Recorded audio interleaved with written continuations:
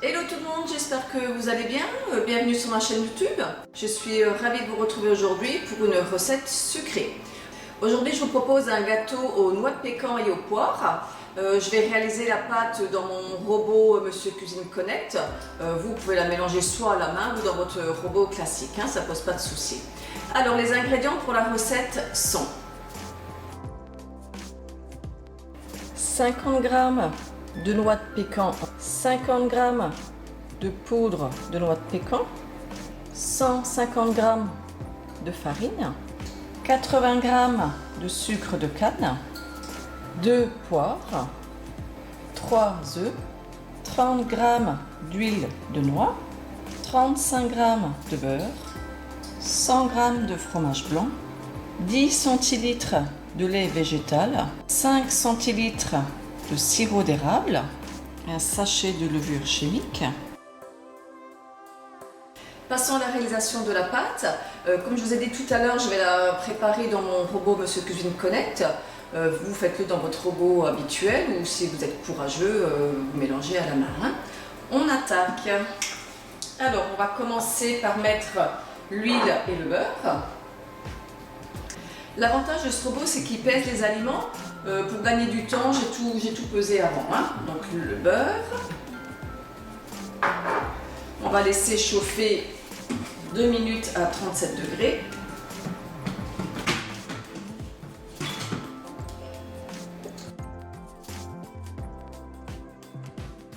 On va ajouter ensuite le sirop, le sucre et les œufs.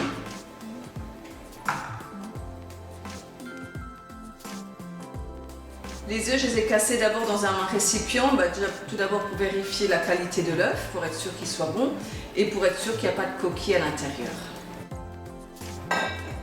On referme tout ça et on mélange.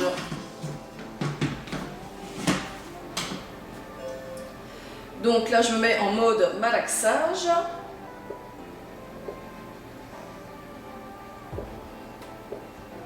Vitesse 4, c'est parti pour 2 minutes. On va ajouter maintenant la farine, le fromage blanc et le lait. Donc là, j'ai mis directement la levure dans la farine.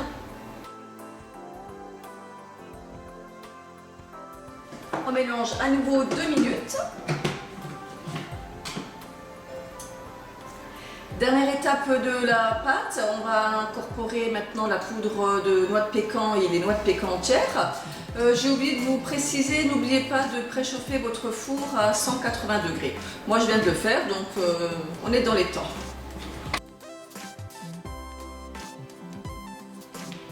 Et cette fois-ci, pour le dernier malaxage, je vais malaxer en sens inverse.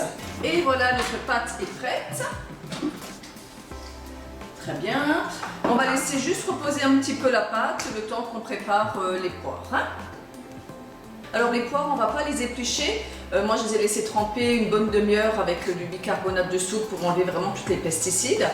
On va simplement les couper en deux et retirer les graines à l'intérieur.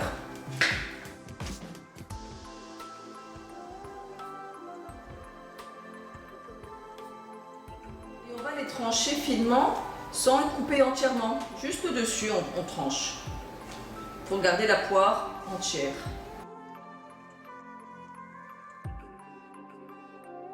Un moule à cake, enfin un moule à rectangle plutôt. Vous pouvez utiliser un moule à cake, un moule à manquer, enfin ce que vous voulez, ça n'a pas d'importance. J'ai simplement mis donc une feuille de papier de cuisson vu que c'est un moule en silicone. Après vous pouvez aussi le beurrer, vous faites comme vous voulez. On va mettre donc la pâte. Honnêtement, j'avais un doute sur la taille de mon moule, j'avais peur qu'il soit trop petit, mais en fait ça va, c'est impeccable, ça n'a pas débordé, c'est bien, j'ai pas fait de catastrophe. Alors on va déposer les pommes, les poires, pardon. Alors on les pose simplement comme ceci sur le dessus. On va ensuite ajouter quelques amandes hachées. Il me restait quelques noix de pécan entières, donc c'est pareil, pour décorer on peut les mettre directement sur le dessus. Après vous pouvez mettre même des noix classiques ou des noisettes, des amandes, c'est vraiment facultatif.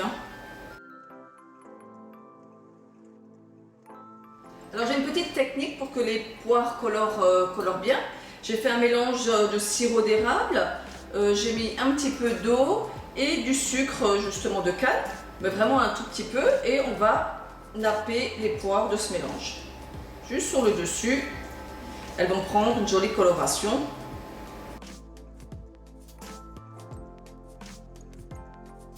C'est parti pour la cuisson, enfourner pour 40 à 50 minutes selon les fours.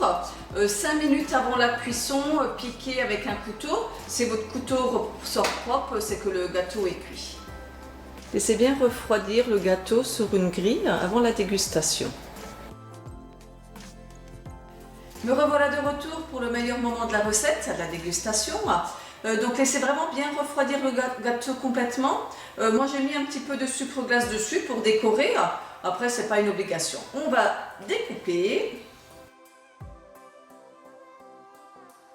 Alors je vous montre l'intérieur.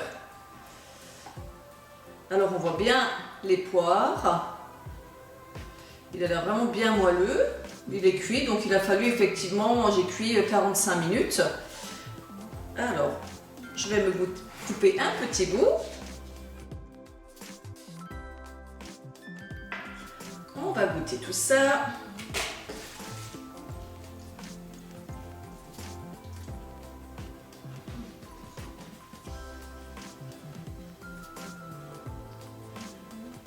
C'est un régal, franchement très très bon. Alors le mélange du sirop d'érable avec les noix de pécan et la poire, c'est un mariage parfait. Un régal, franchement c'est vraiment excellent. J'en ai profité pour me faire un café, hein, c'est l'heure du goûter, c'est parfait avec ou sinon un thé. Je vais terminer mon morceau, hein, il est tellement bon.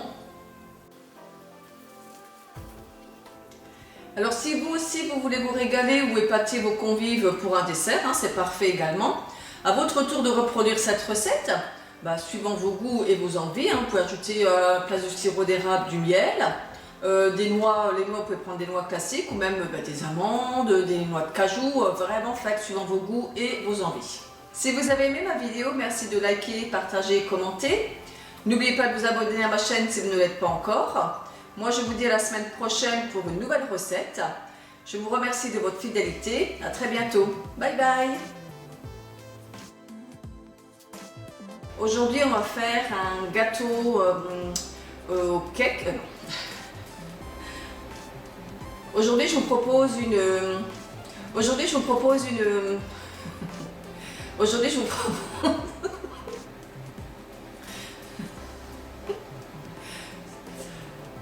Aujourd'hui, je vous propose.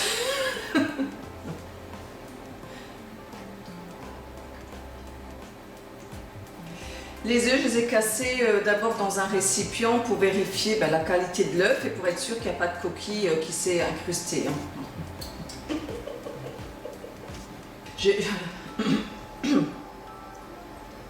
Alors honnêtement, j'ai eu un doute sur la taille de mon moule, mais bon, ça va là. C'est pas trop petit. Je pensais que ça allait déborder.